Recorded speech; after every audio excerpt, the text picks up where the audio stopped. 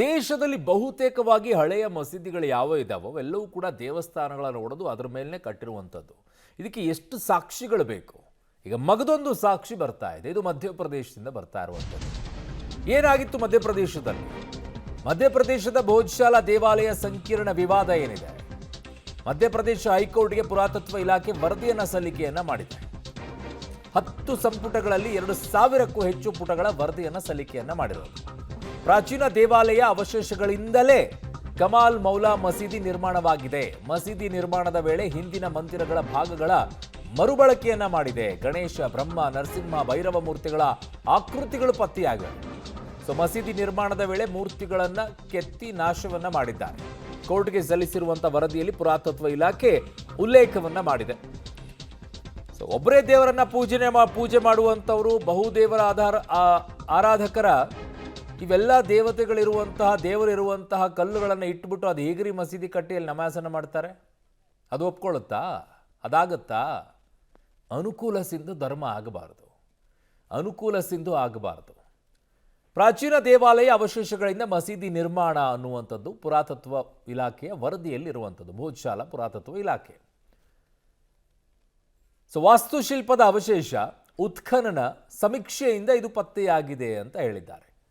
ಇಲ್ಲಿ ಅಷ್ಟೇ ಅಲ್ಲ, ಹಳೆ ಯಾವ್ಯಾವುದು ಮಸೀದಿಗಳಿದೆ ಅಲ್ಲೆಲ್ಲ ಹೋಗಿ ಅಲ್ಲೆಲ್ಲ ದೇವಸ್ಥಾನಗಳ ಕುರುಹುಗಳೇ ಇರೋದು. ಕಮಾಲ್ ಮೌಲಾ ಮಸೀದಿ ದೇವಾಲಯದ ಜಾಗ, ಕಮಾಲ್ ಮೌಲಾ ಮಸೀದಿ ದೇವಾಲಯದ ಜಾಗ ಇದು. ಹಿಂದೂಗಳ ವಾಗ್ದೇವಿ ದೇವಿ ಸರಸ್ವತಿ ದೇವಾಲಯ ಅಂತ ಪರಿಗಣನೆ ಮಾಡಿಕೊಂಡಿದ್ದಾರೆ. ಇದಿದ್ದೇ ಅದು ಸರಸ್ವತಿ ದೇವಾಲಯವನ್ನ ಇವರು ಮಸೀದಿಯಾಗಿ ಮಾಡ್ಕೊಂಡಿದ್ದು. ಅಲ್ಲಿ ಕ್ಲಿಯರ್ ಆಗಿದೆ, ಪುರಾತತ್ವ ಇಲಾಖೆ ಕೊಡ್ತಾ ಇರೋದು. 11ನೇ ಶತಮಾನದಲ್ಲಿ ಕಮಾಲ್ ಮೌಲಾ ಮಸೀದಿ ಅಂತ ಮುಸ್ಲಿಮರು ಇದನ್ನ ಹೇಳಿಕೆಯನ್ನ ಕೊಟ್ಟರು. ಅದಕ್ಕಿಂತಲೂ ಮುಂಚೆ ಏನಾಗಿತ್ತು? ದೇವಸ್ಥಾನ ಆಗಿತ್ತು. ಭಾರತ ದೇಶದಲ್ಲಿ ಬಹುತೇಕವಾಗಿ ಹಳೆಯ ಮಸೀದಿಗಳ ಒಳಗಡೆಗಿರುವಂಥದ್ದು ಎಲ್ಲವೂ ದೇವಾಲಯನೇ. ದೇವಾಲಯಗಳನ್ನು ಒಡೆದೇ ಅದರ ಮೇಲೆ ಮಸೀದಿಯನ್ನು ಕಟ್ಕೊಂಡಿರೋದು, ಅವುಗಳನ್ನೇ ಬಳಕೆ ಮಾಡಿರೋದು. ಪರಮಾರ ವಂಶದ 12ನೇ ಶತಮಾನದ ಮಂದಿರವ ಅವಶೇಷಗಳು ಇಲ್ಲಿ ಪತ್ತೆಯಾಗಿರೋದು. ಭೋಜಶಾಲಾ ಪುರಾತತ್ವ ವರದಿಯಲ್ಲಿರುವಂಥದ್ದು. ಪುರಾತತ್ವ ಇಲಾಖೆ ವರದಿಯನ್ನು ಕೊಟ್ಟಿದೆ ಭೋಜಶಾಲಾದಲ್ಲಿರುವಂತಹ ಈ ಮಸೀದಿಯ ವಿಚಾರದಲ್ಲಿ. ಮಸೀದಿ ನಿರ್ಮಾಣದ ವೇಳೆ ಹಿಂದಿನ ಮಂದಿರಗಳ ಭಾಗಗಳ ಮರುಬಳಕೆಯನ್ನು ಮಾಡಿದ್ದಾರೆ. ಅದು ಹೇಗೆ ನಮಾಜ್ ದೇವರಿಗೆ ಮೀಸಲಾಗುತ್ತೆ?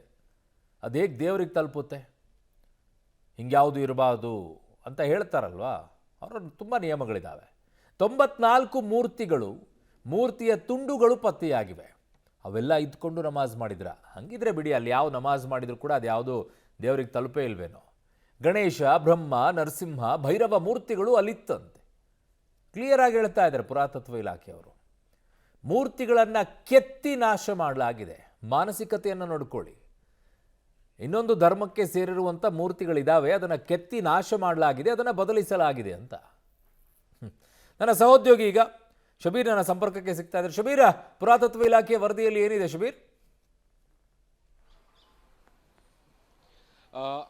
ಅರುಣ್ ನೋಡಿ, ಮಧ್ಯಪ್ರದೇಶದ ದಾರ್ನಲ್ಲಿರುವಂತಹ ಭೋಜಶಾಲಾ ಮಸೀದಿಯ ವಿವಾದ ಏನಿದೆ ಇದು ತೀವ್ರ ತಾರಕಕ್ಕೇರಿರುವಂಥದ್ದು. ಈ ಒಂದು ಪ್ರಕರಣ ಹೈಕೋರ್ಟ್ನಲ್ಲಿದೆ. ಈ ಒಂದು ಪ್ರದೇಶ ಯಾರಿಗೆ ಸೇರಬೇಕು ಅನ್ನೋದಕ್ಕೆ ಸಂಬಂಧಪಟ್ಟಂತೆ ವಿಚಾರಣೆಗಳು ಕೂಡ ನಡೀತಾ ಇದ್ದಾವೆ. ಇತ್ತೀಚೆಗೆ ಮಧ್ಯಪ್ರದೇಶ ಹೈಕೋರ್ಟ್ ಪುರಾತತ್ವ ಇಲಾಖೆಗೆ ಒಂದು ವರದಿಯನ್ನು ಕೂಡ ಕೊಡಲಿಕ್ಕೆ ಸೂಚನೆಯನ್ನು ಕೊಟ್ಟಿತ್ತು. ಆ ಹೈಕೋರ್ಟ್ನ ಸೂಚನೆಯ ಮೇರೆಗೆ ಒಂದು ಡಿಟೇಲ್ಡ್ ಸ್ಟಡಿಯನ್ನು ಮಾಡಿರುವಂಥದ್ದು, ಸಮೀಕ್ಷೆಯನ್ನು ಮಾಡಿ ಅಧ್ಯಯನವನ್ನು ಮಾಡಿ ಈಗ ಹೈಕೋರ್ಟ್ಗೆ ಒಂದು ವರದಿಯನ್ನು ಪುರಾತತ್ವ ಇಲಾಖೆ ಸಲ್ಲಿಕೆ ಮಾಡಿದೆ. 10 ಸಂಪುಟಗಳಲ್ಲಿ ಒಟ್ಟು 2,000 ಪುಟಗಳ ವರದಿಯನ್ನ ಈಗ ಹೈಕೋರ್ಟ್ಗೆ ಪುರಾತತ್ವ ಇಲಾಖೆ ಕೊಟ್ಟಿರುವಂತದ್ದು. ಈ ವರದಿಯಲ್ಲಿ ಮುಖ್ಯವಾಗಿ ಯಾವ ರೀತಿಯಾಗಿ ದೇವಸ್ಥಾನವನ್ನ ಮಸೀದಿಯಾಗಿ ಕನ್ವರ್ಟ್ ಮಾಡಲಾಗಿದೆ ಅನ್ನುವ ವಿಚಾರಕ್ಕೆ ಸಂಬಂಧಪಟ್ಟಂತೆ ಒಂದಷ್ಟು ಮಾಹಿತಿಗಳನ್ನು ಉಲ್ಲೇಖ ಮಾಡುವಂತಹ ಕೆಲಸವನ್ನ ಮಾಡಲಾಗಿರುವಂತದ್ದು. ಮುಖ್ಯವಾಗಿ ಈ ಒಂದು ಸ್ಥಳದಲ್ಲಿರುವಂತಹ ಸರಸ್ವತಿ ದೇವಸ್ಥಾನ ಏನಿದೆ ಇದು 12ನೇ ಶತಮಾನದಲ್ಲಿ ನಿರ್ಮಾಣ ಆಗಿರುವಂತದ್ದು. ಅದನ್ನ 1265ರಲ್ಲಿ ಮಸೀದಿಯಾಗಿ ಕನ್ವರ್ಟ್ ಮಾಡಲಾಯಿತು ಅನ್ನುವಂತಹ ಉಲ್ಲೇಖವನ್ನ ಕೂಡ ಈ ಒಂದು ವರದಿಯಲ್ಲಿ ಮಾಡಲಾಗಿದೆ. ಮುಖ್ಯವಾಗಿ 95ಕ್ಕಿಂತ ಹೆಚ್ಚು ಮೂರ್ತಿಗಳು ಅಂದ್ರೆ ಭಗ್ನ ಅವಶೇಷಗಳಿರುವಂತಹ ಮೂರ್ತಿಗಳು ಪತ್ತೆಯಾಗಿರುವಂತದ್ದು.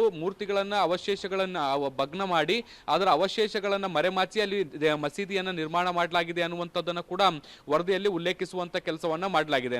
ಅಲ್ಲಿಗೆ ಪುರಾತತ್ವ ಇಲಾಖೆ ಬಹಳ ಸ್ಪಷ್ಟವಾಗಿ ಹೇಳಿರುವಂತದ್ದು, ದೇವಸ್ಥಾನದಿಂದ ಇದನ್ನ ಮಸೀದಿಯಾಗಿ ಕನ್ವರ್ಟ್ ಮಾಡಲಾಗಿದೆ. 12ನೇ ಶತಮಾನದ ಕಾಲಘಟ್ಟದಲ್ಲಿ ಈ ಬೆಳವಣಿಗೆಗಳು ನಡೆದಿದೆ ಅನ್ನುವಂತಹ ಮಾಹಿತಿಯನ್ನು ಈಗ ಹೈಕೋರ್ಟ್ಗೆ ಕೊಟ್ಟಿರುವಂತದ್ದು. ಈಗ ಹೈಕೋರ್ಟ್ ಕೂಡ 2 ವಾರಗಳ ಕಾಲಾವಕಾಶವನ್ನ ಎಲ್ಲ ಎಲ್ಲ ಅರ್ಜಿದಾರರಿಗೆ ಕೊಟ್ಟಿರುವಂತದ್ದು. ಈ ವರದಿಗೆ ಸಂಬಂಧಪಟ್ಟಂತೆ ಭಿನ್ನಾಭಿಪ್ರಾಯಗಳು ಅಥವಾ ಆಕ್ಷೇಪಗಳಿದ್ರೆ ಅವುಗಳನ್ನ ಸಲ್ಲಿಸಬೇಕು ಅನ್ನುವಂತ ನಿಟ್ಟಿನಲ್ಲಿ ಸೂಚನೆಯನ್ನ ಕೊಡಲಾಗಿದೆ. ಈ ಒಂದು ಆಕ್ಷೇಪಗಳ ಆಧಾರದ ಮೇಲೆ ಮುಂದಿನ ವಾದ ಮತ್ತು ಪ್ರತಿವಾದ ಕೂಡ ಶುರುವಾಗುತ್ತೆ. ಅರುಣ್. ಓಕೆ ಶಬೀರ್, ನಿಮ್ಮೆಲ್ಲ ಮಾಹಿತಿಗೆ ಧನ್ಯವಾದಗಳು.